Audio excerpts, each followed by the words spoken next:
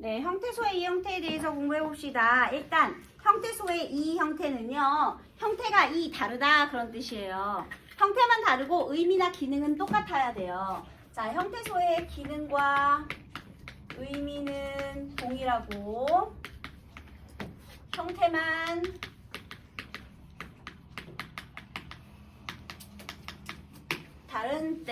다를 때 이걸 형태소의 이 형태라고요. 그러니까 같은 형태소인데 형태가 다르다는 거죠. 같은 형태소인데. 자, 그래서 형태소의 이 형태 예를 들면은요. 지금 여기에 이 형태의 개념 형태소는 동일한 의미를 지니고 있지만 특정 환경에서 그 꼴을 달리한 경우가 있다. 여기 특정 환경에다가 메모할래요, 여러분? 이게 중요해요. 어떤 환경이냐? 이렇게 하나의 형태소가 주요 환경에 따라 달라진 모양을 이 형태라고 하는데 이 형태는 실현되는 조건에 따라 의문론적 이 형태와 형태론적 이 형태로 구분할 수 있다라고 했어요. 얘들아, 의문론적이라는 건 의문, 자음, 모음 이런 것과 관련된 거죠, 여러분. 의문의 환경 조건과 관련이 있는 이 형태가 있고요. 그 다음에 형태론적 이 형태는 의문과는 관계가 없는 이 형태일 수 있어요. 그럼 의문과 관련이 없다? 얘들아, 형태론인 게 형태소 조건을 말하는 거예요. 의문은 진짜 자음, 모음, 뭐 양성 모음, 음성 모음, 받침의 유무 이런 거 자음, 모음 이런 것들이고요. 형태로는 형태소랑 관련된 건데요. 자, 여기에 일단 앞말의 받침 유무 거기 고양이, 가, 곰, 이 있죠. 우리 대표적인 게 의문론적 이 형태에 해당하는 게요. 주격조사 뭐 있어요? 이하고 가. 자, 얘는 어떤 의문 조건에 따라 달라졌죠? 받침 유무. 그러니까 자음이냐 모음이냐 그 여거에 따라 달라졌죠.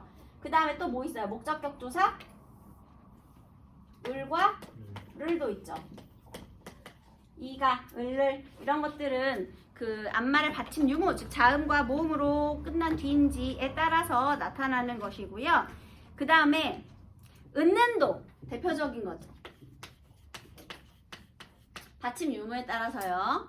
그 다음에 여기 또 이런 게 있네요. 앞말이 양성이냐 음성이냐에 따라서도 달라질 수 있죠. 얘들아, 앞말에 얘는 받침. 그 다음에 앞말이 양성이냐 음성 모음을 가지고 있느냐에 따라서는 어떻게 달라질 수 있죠? 앗과 엇. 이거 대표적인 이 형태죠. 앗엇 이런 거. 그리고 아서 어서 얘도 양성이냐 음성이냐에 따라서 달라지는 거잖아요. 그지? 그래서요, 혹시 중세국어의 목적격 조사 기억하시죠? 중세국어의 목적격 조사는 현대국어와 다른 이 형태의 분포를 보이는데요.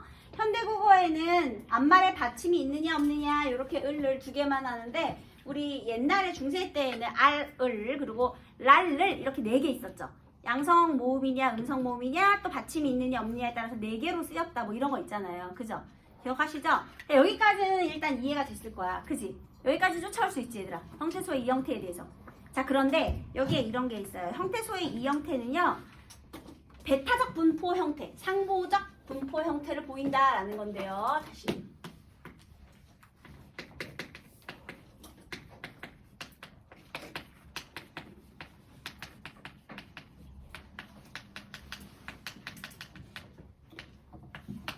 자, 상호 보완적인 형태 또는 배타적인 분포를 보인다라는 것은 무슨 소리냐? 겹치지 않는다는 거죠. 그러니까 예를 들면 얘는 앞말에 받침이 있을 때 은을 쓰거든요. 그런데 받침이 있을 때 는을 쓰진 않죠. 얘가 사용되는 환경과 얘가 사용되는 환경이 겹치면 어떻게 되겠니? 안 되겠지. 그러니까 얘를 쓸 땐 얘가 안 쓰고 얘를 쓸 땐 얘를 쓰고 이런 얘기하는 거예요. 그러니까 내용이 어려운 게 아니라 단어가 어려운 거죠. 단어가. 지금 이 상부적인 베타 분포를 보인다는 단어의 의미가 이해가 안 돼가지고 여러분이 만약에 그러니까 왜 이제 그 시험 문제가 나오면 이제 보기 안에 이런 예시문들이 쭉 나올 거 아니에요. 그러면 위를 보고 뭐 옳지 않은 것을 골라라 이런 문제가 나오면 아 형태소의 이 형태는 뭐 상부적인 분포를 보이는군 이러면 맞는 소리거든요. 그러니까 사용되지 않는다는 거야. 그러니까 예를 들면 이런 거죠. 빵이는 쓰지만 빵가는 쓰지 않죠. 여기 쓰지 않는 거 이거 잘못된 거 이렇게 꼽혀 하잖아요. 그쵸? 그 다음에 고기 이는 쓰지 않죠. 고기 가만 쓰죠. 그러니까 이게 이렇게 동일한 조건에서 두 개를 다 쓰지 않는다. 이거는 상보적인 분포를 보인다 이 얘기예요. 얘가 쓸 땐 얘를 안 쓰고 얘를 쓸 땐 얘를 안 쓴다 이런 거죠. 엄격하게 구분되어 있는 분포이다 이런 말도 있고요. 자, 그 다음에 여러분 이것도 한번 볼게요. 여러분들이 이런 거는 진짜 아주 순한 맛. 그 다음에 얘도 한번 볼게요.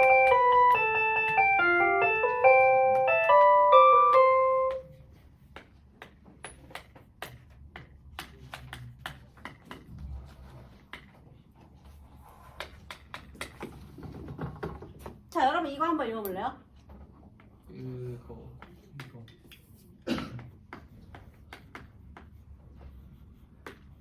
왜 이렇게 썼지? 미안해요. 미안해요. 자, 그 다음에 얘 어떻게 읽어요? 일곱 일 얘는요? 잉 이지 자, 이거 전부 이 형태예요. 어떤 게요? 일 이거 이렇게 된 거죠. 1, 2,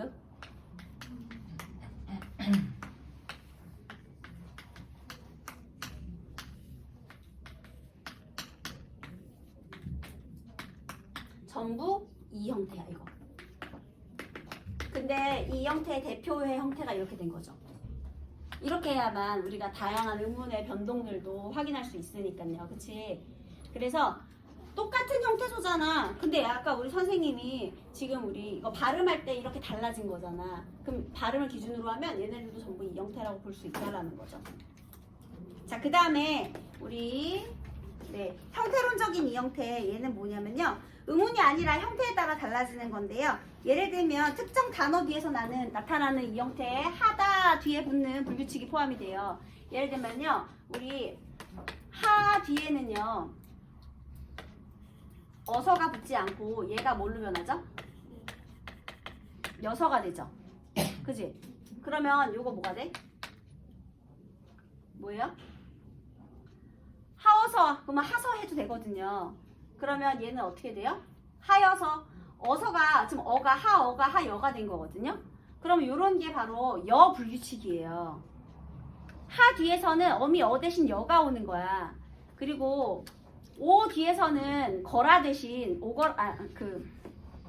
너라를 쓰거든요.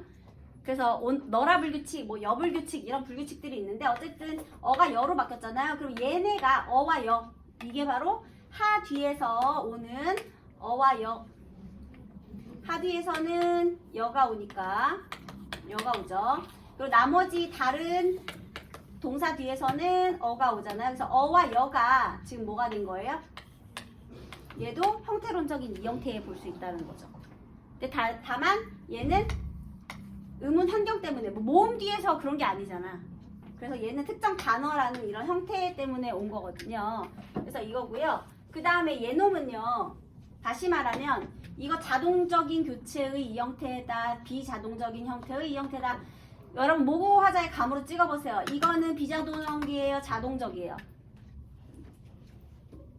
이거 자동적이야? 비자동적이야?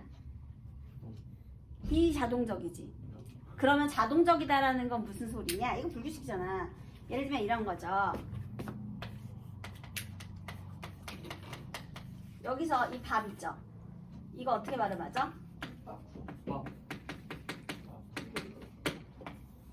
국, 밥으로 발음 못한다고 했지 선생님이.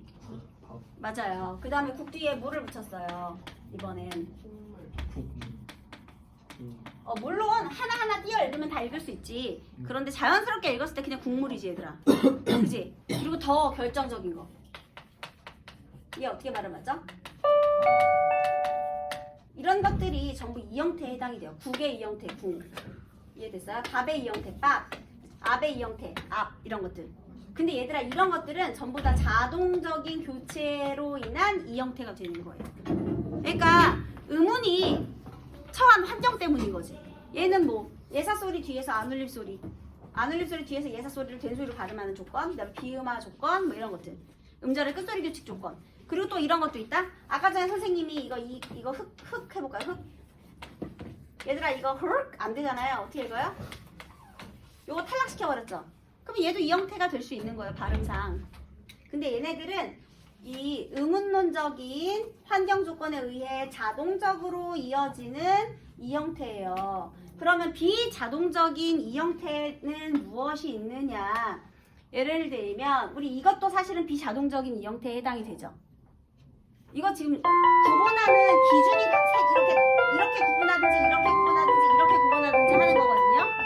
그러면 비자동적으로 교체되는 경우는 이런 경우가 있어요. 예를 들면요, 불규칙 용언. 언에 의해서. 얘도 마찬가지. 비규칙적이다. 이게 같은 말이거든요. 이게 무슨 소리냐면요. 예를 들면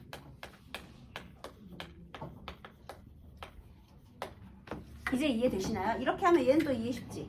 얘 표기에 반영이 됐으니까. 이거 둘 다 걷다지. 근데 걸의 형태로 왔잖아요. 이거 무슨 불규칙이야? 디귿 불규칙이거든요. 근데 이거를 만약에 땅에 묻다 같은 경우는 이거 규칙적이잖아. 그치? 그런데 왜 얘만 모음어미 앞에서 이거 디귿이 리을로 변했냐? 이거 불규칙 용언이거든요. 그래서 특정 형태, 특정 단어 뒤에서만 이렇게 또는 특정 단어에서만 나타나는 이런 형태를 형태론적 이형태라고 하고, 얘 또 불규칙 용언에 의한 비자동적 이형태라고 하고 비규칙적인 이형태라고 하는 거예요. 말을 어떻게 바꿔도 다 똑같은 거예요, 얘들아. 이해가 되셨나요? 그러니까 어렵게 생각하지 마시고요. 얘는 의문 조건 때문에 일어난 게 아니잖아. 그러면 그냥 비자동적이다, 형태론적이다, 비규칙적이다 이렇게 하면 되는 거예요. 그 다음에 또 하나, 너네가 생각했을 때 형태소의 이 형태는요, 왠지 느낌적인 느낌에 형식 형태소에서만 있을 것 같지? 느낌적인 느낌에. 왜냐면 저기 조사 아니면 어미 이런 거에만 있을 것 같죠? 접사에도 있어요. 접사에는 어디가 있느냐? 예를 들면요, 접사에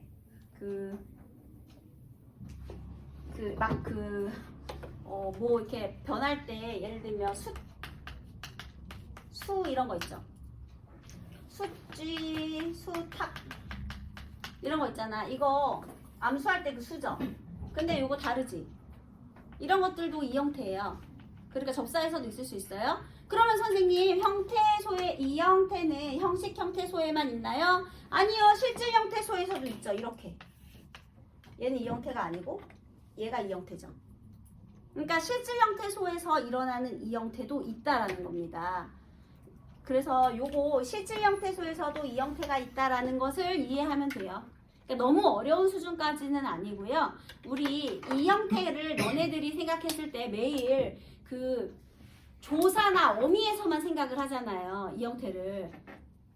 에이, 갑자기 왜 또 자니? 어렵게 생각하지 마시고 다시 선생님이 쉽게 얘기해 줄게. 저는 게 아니고 이 형태는요, 일단 상부적인 분포로 보이고요. 그 다음에 의미나 기능은 똑같은데 주격조사로서의 기능도 똑같고, 그 다음에 뭐 목적격 조사로서의 기능이나 의미가 다 똑같은데 형태만 달라요. 근데 응원 환경에 따라 달라질 수가 있고 형태소 환경에 따라 달라질 수가 있어요.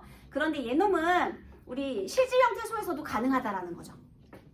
형식 형태소에서만 가능한 게 아니라 실질 형태소에서도 가능하다, 이렇게. 이해됐죠? 우리 그 불규칙 용어는 다 해당이 돼요. 이거 있죠?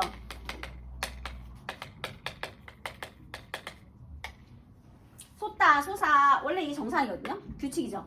그런데 얘가 이 형태라는 거죠. 이따의 이 형태, 이런 거. 이거는 이제 실질 형태소에서 나타난 거고요. 얘들아, 그러면 요거는요, 의문론적 이 형태예요? 형태론적 이 형태예요. 왜냐면 의문 무조건 그렇게 일어나는 게 아니니까요. 네, 형태소 조건, 특정 단어와 관련된 거죠. 형태론적 이 형태, 특정 단어와 관련된 그런 이 형태가 되겠습니다. 형태소 조건이라는 거죠. 됐어요? 그래서 여기에 지금 형태론의 이 형태가 선생님이 의문론적 이 형태와 형태론적 이 형태 이렇게 나눠져 있는데요. 일단 요거 두 개를 구분하시면 되겠습니다. 됐죠? 그 다음에 그 넘기면 거기 빈칸 채우기 있는데요. 요거는 한번 공부할 때 써보세요.